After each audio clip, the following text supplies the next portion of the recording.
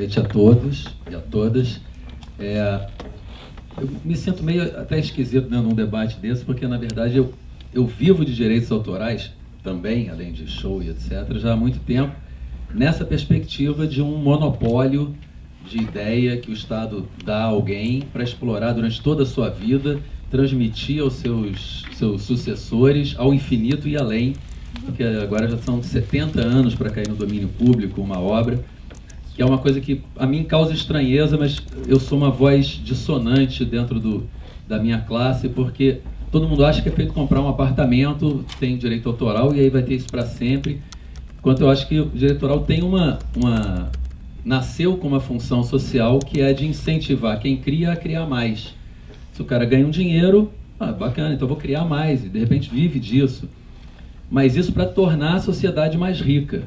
E quando você não permite que a sociedade partilhe daquilo, ela não ficou mais rica de jeito nenhum, né? Infinitos casos de gravadoras que vão à falência e os artistas não podem explorar aquelas obras porque não pertencem a eles, pertencem a gravadoras. E detentor de direito autoral é diferente de autor também. A gente fica pensando que não, os autores estão sendo roubados e aí por isso toda essa grita da indústria. Não, a indústria é detentora de direitos autorais e é a maior detentora de direitos autorais, muito mais do que os autores e a indústria que sai correndo atrás do prejuízo delas, né? Então assim, vou me apresentar um pouco, dizer a minha história. Eu comecei a minha história no milênio passado, quando as coisas eram bastante diferentes. Eu comecei no Kid de Abelha em 1983, depois em 86 eu fundei os Heróis da Resistência e desde 92 estou em carreira solo e passei por toda essa transformação da indústria e vim acompanhando essa mudança e tentando me adaptar e no meio da mudança é que eu percebi o quanto o sistema do qual eu participava era injusto. Foi um momento quase de revelação, de epifania, quando eu falei, caramba, eu fui um sorteado para ser uma das pessoas privilegiadas desse modelo. Então vou tentar explicar. Eu escrevi um negócio enorme, não consigo acompanhar o que eu escrevi, mas vamos... Bom, vários compositores, que nem eu nessa época, não tinham a menor ideia do que era direito autoral. A gente recebia e ponto. E era até meio feio ficar perguntando isso. A gente é artista, não se preocupa com dinheiro, não se preocupa com o nosso negócio. E acabou que o negócio foi ficando feio, né? Mas até hoje muitos artistas, e quando a gente agora foi brigar no Congresso, tentar controlar o ECAD e a sua sanha arrecadadora, de tentar cobrar tudo de todo mundo, de dentistas, de velhinhas que estão ouvindo Walkman, tentaram cobrar até se a pessoa tem um telefone que toca a música, na hora que toca a música tem que pagar o direito autoral, afinal é execução pública, tem um monte de gente ouvindo. Então, quando a gente foi tentar lidar com esse monstro que virou o ECAD, monstro incontrolável, a maior parte dos meus colegas não queria nem saber. Não tem nada a ver com isso, eles depositam lá no fim do mês, tá bom aquilo, sem saber se aquilo era o justo ou não era o justo. E aí as coisas iam mais ou menos assim normais, inclusive para o ECAD e para as gravadoras, até o aparecimento da internet 2.0, dos sites P2P, do compartilhamento, e aí que a gente começou a se dar conta que aquela realidade não era algo natural, era algo imposto por limitações tecnológicas. Nem todo mundo podia ser artista, porque era muito caro ser artista, principalmente na música. Quer dizer, cinema também era, mas a música tinha uma coisa de que os estúdios tinham aparelhagens muito caras, custavam às vezes quase $1 milhão, $2 milhões. As fitas eram as fitas caríssimas, tudo era caro. Você tinha que fazer um disco e distribuir para o Brasil inteiro, transporte disso, armazenagem, o jabá também, que era caríssimo e tudo mais. Então, para ser artista, precisava de uma gravadora, que era como se fosse um banco com serviços especializados para filtrar quem podia ser artista.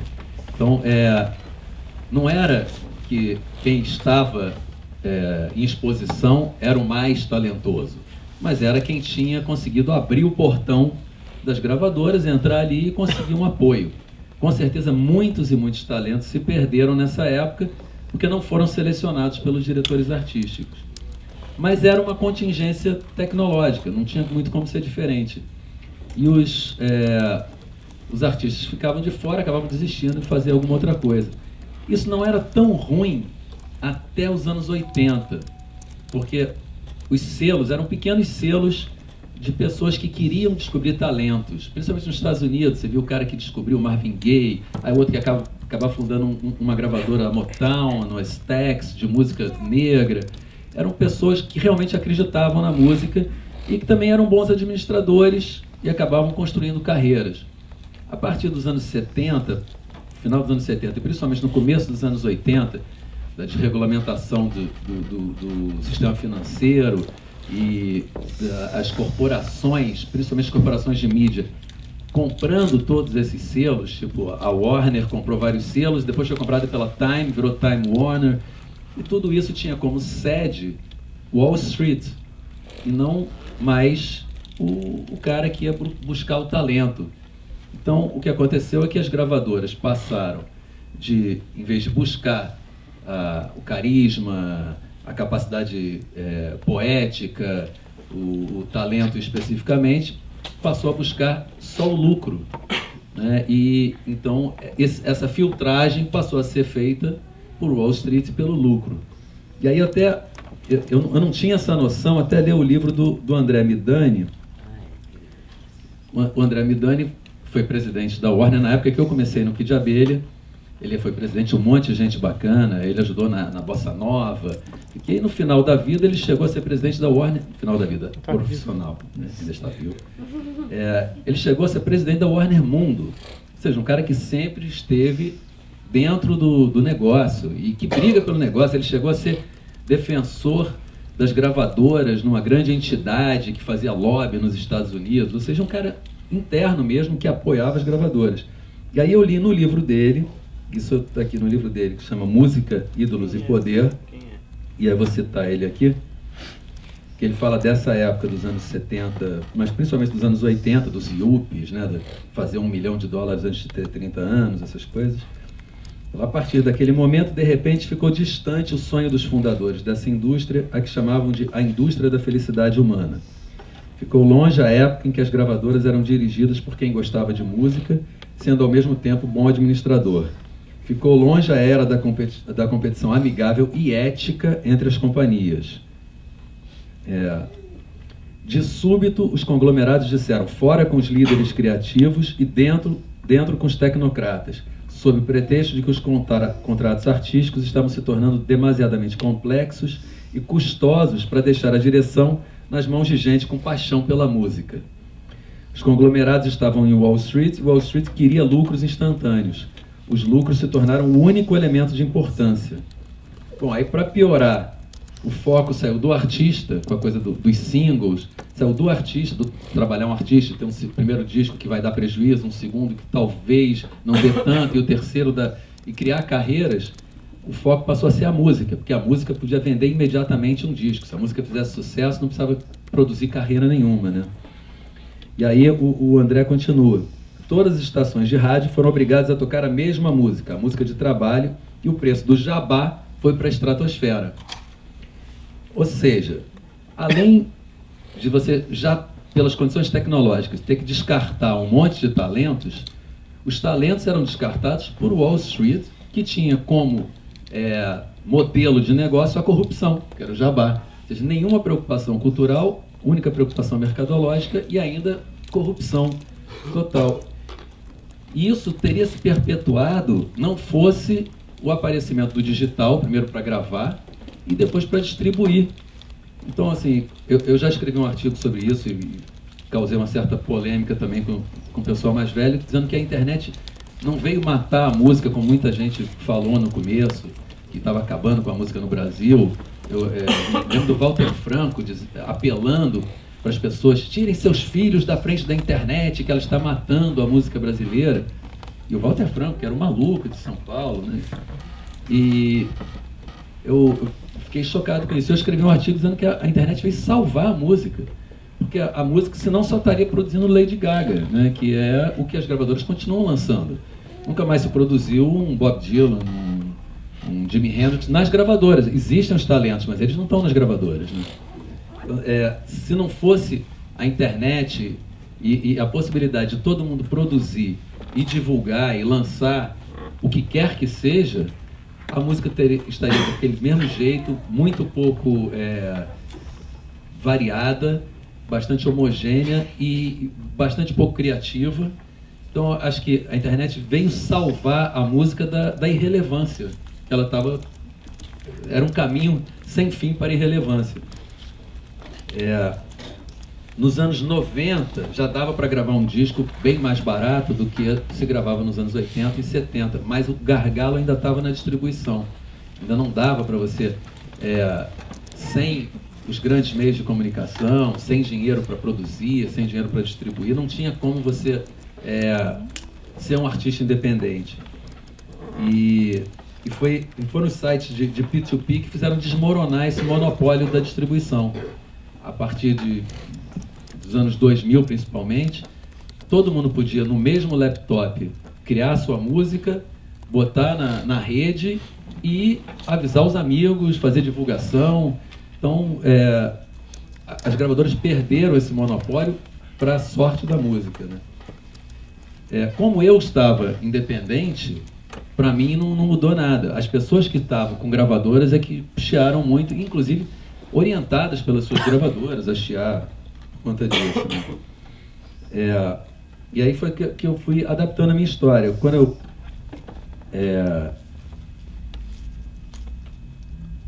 em 86, eu estava nos Heróis da Resistência, primeiro disco dos Heróis da Resistência, saindo do Kid de Abelha, que era uma banda de sucesso absoluto.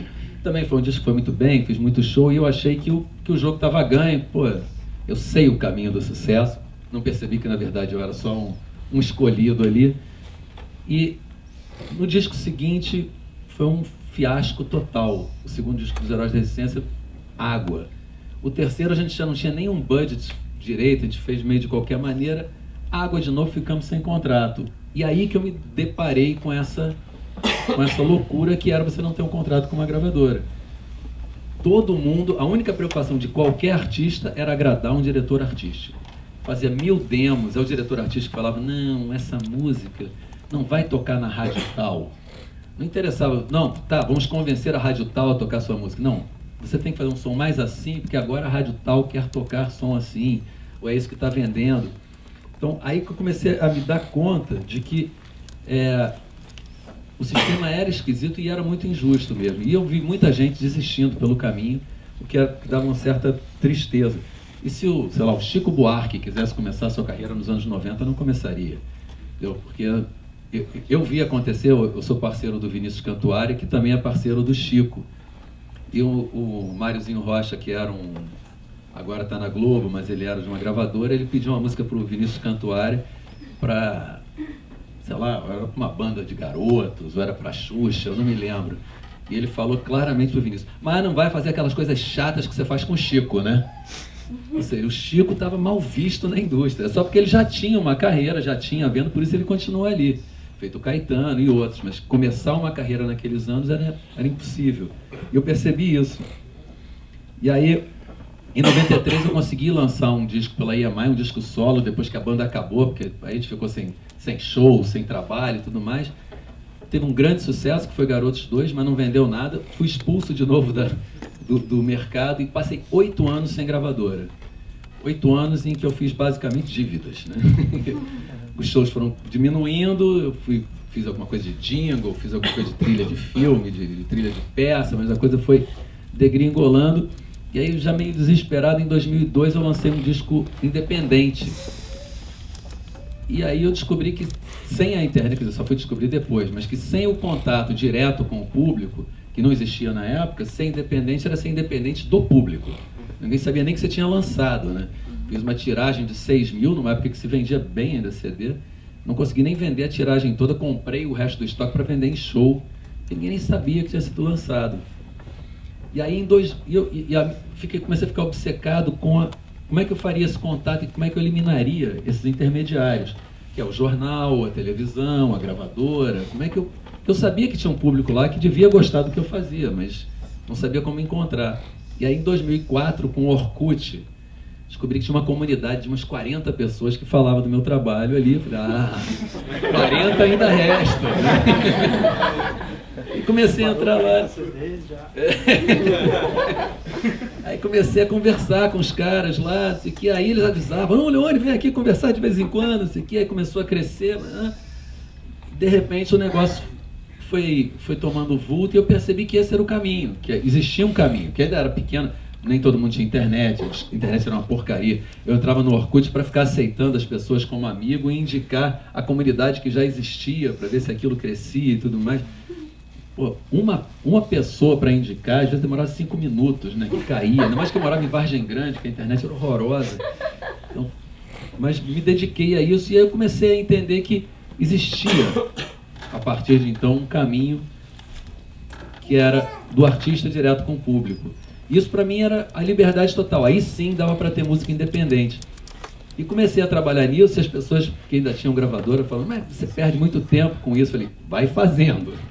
Você vai perder a gravadora também, porque a gravadora começou a mandar todo mundo embora. Porque a gravadora foi diminuindo, elas foram se fundindo e contratando, na verdade nem contratando, dispensando o artista e ficando cada vez com menos artistas, né?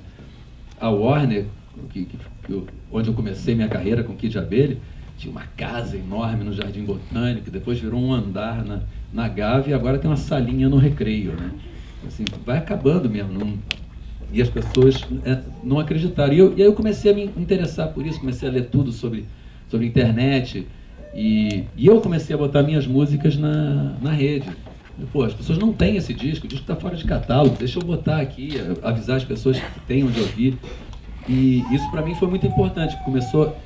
Eu acho que eu fui das primeiras pessoas de artistas que já tinham passado por gravadoras a fazer isso.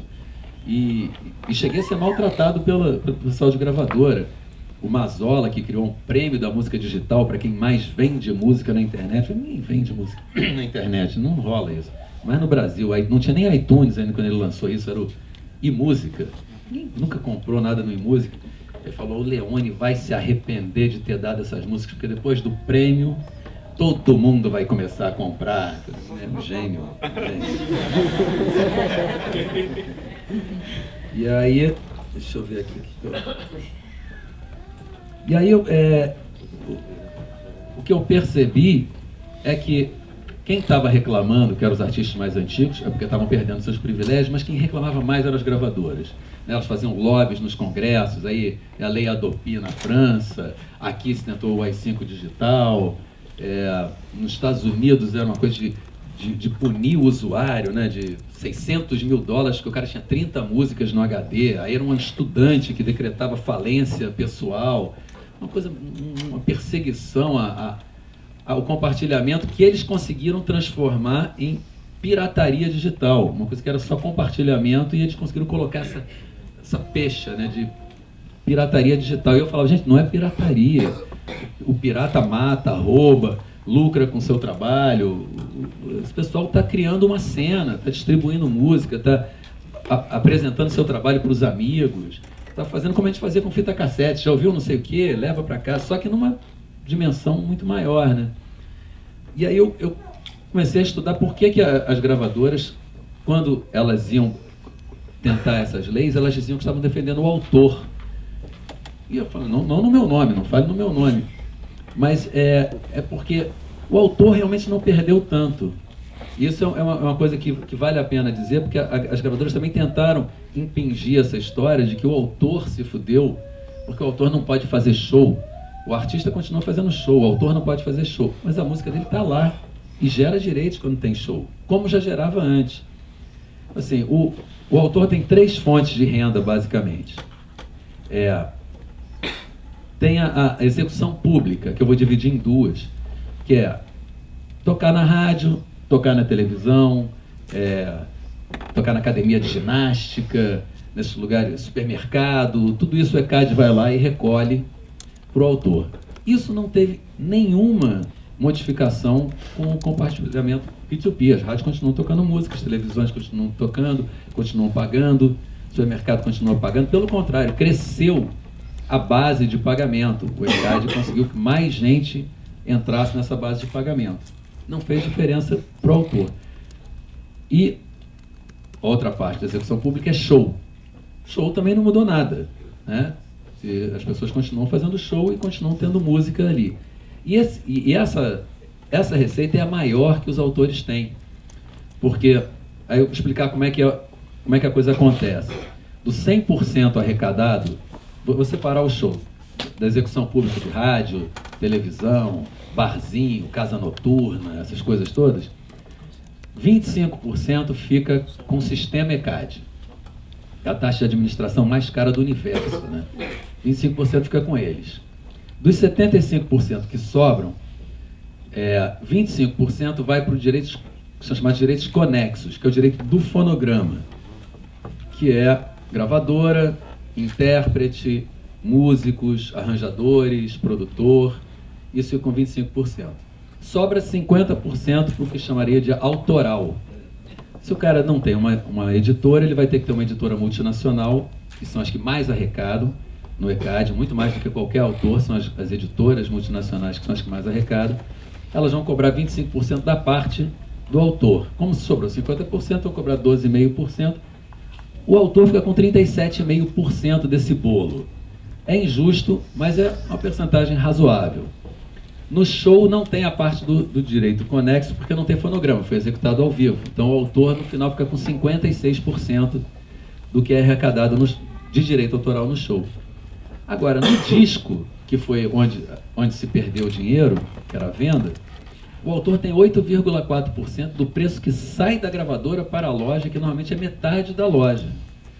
Então, o autor tem 8,4%, o intérprete normalmente tem ali 15%, o resto é da gravadora. Então, quem perdeu com venda, de verdade, foram as gravadoras, não foram os autores. Mas elas não podiam dizer isso, nós perdemos. Então elas iam em nosso nome. Não, os autores perderam com o compartilhamento. E assim, os autores que perderam foram os autores que conseguiam colocar músicas em discos de muito sucesso, porque nem nos discos pagava muito.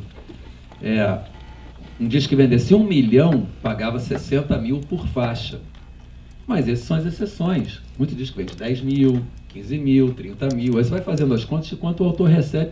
É o seguinte, 8,4% de todas as faixas divididos por todos os autores daquela faixa. Então, o que o autor perdeu, na verdade, é pouco. E quem perdeu foram poucos autores. Então, acabou que as gravadoras criaram lobbies enormes para proteger os seus direitos, não os direitos dos autores.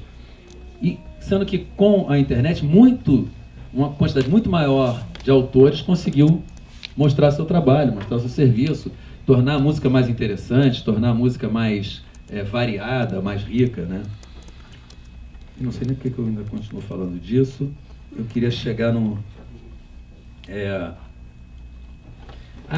E um outro motivo dos artistas mais antigos também defenderem o modelo antigo é que acabou a casta dos artistas. Ou seja, nós éramos poucos porque as condições tecnológicas permitiam poucos artistas. Atualmente todo mundo pode ser artista, então eu vejo gente falando, mas eu vou competir com um amador? Sim, vai competir com o amador, não tem mais amador profissional. Se o amador fizer um trabalho melhor que o profissional, ele vai ter o público dele. Ou não vai nem roubar o trabalho do profissional que está lá com a gravadora, com a rádio, não sei o quê, mas vai criar um público dele. O artista passou a ter que brigar por atenção com qualquer pessoa capaz de criar. E isso para o ego dos artistas, que estava acostumado a ser uma casta. Não, o artista é diferente, ele pode chegar atrasado, ele pode faltar no show, porque ele é o artista, né? Agora somos todos, a gente não pode mais, né? Pega mal a gente achar que é diferente. 5 minutos? Falei muito, né? Bom, então assim, ficou-se numa discussão muito forte sobre pune ou não pune, e não se discutiu o direito autoral como se devia discutir nessa nova era. O direito autoral brasileiro é extremamente restritivo, ele é o direito do autor, não é copyright, então o autor tem que dar permissão para toda e qualquer cópia ou interferência no seu trabalho. Isso na internet é uma loucura, porque todo mundo interfere no trabalho de todo mundo. Então, assim, discussões como autoria já deviam ter começado, pelo menos conceitualmente, que não fossem para a lei. Uma pessoa que pega uma música minha e faz um vídeo, e coloca na internet sem me perguntar, ela podia ser meu parceiro. Mas não pode ser porque eu não dei autorização expressa, tem que dar autorização expressa. E muitos dos artistas que eu conheço ficam revoltados com isso. Não pode fazer sem minha autorização, vou mandar tirar. Vai passar a vida inteira mandando tirar e não vai ter nenhum benefício com isso. Eu acho que assim, o conceito de autoria devia ser mais fluido na internet. Num caso desse, uma pessoa faz um vídeo meu, usa cenas de um filme de alguém, fotos de outra pessoa, um pedaço da poesia de alguém. Somos todos parceiros, né? Independente de eu querer ou não, isso vai estar circulando na rede. Eu não vou ficar punindo essa pessoa porque criou esse vídeo que na verdade está divulgando o meu trabalho e que se um dia a gente tiver remuneração por isso, vai estar mais divulgado, então vai ter tido mais views e com certeza vai gerar mais remuneração.